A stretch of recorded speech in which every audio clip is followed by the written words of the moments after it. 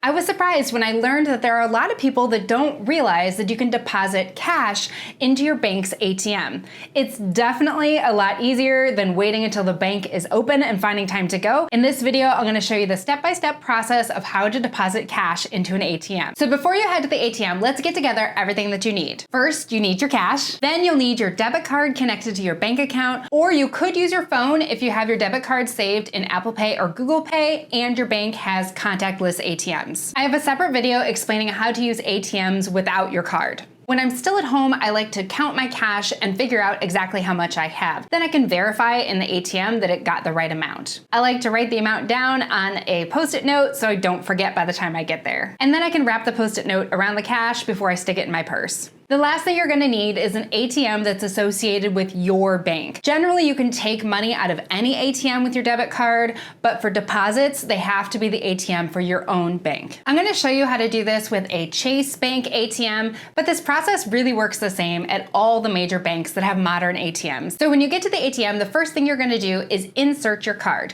and then you'll need to enter your PIN. Then you'll select Menu, you'll select Deposit, and then you'll choose Cash. Then you're gonna gather up your bills, put them in one stack. Where you insert it is gonna be a little different on each machine. Sometimes it's an open slot and sometimes it's a tray, but either way, it's gonna open up and light up to make it really obvious where you put your cash.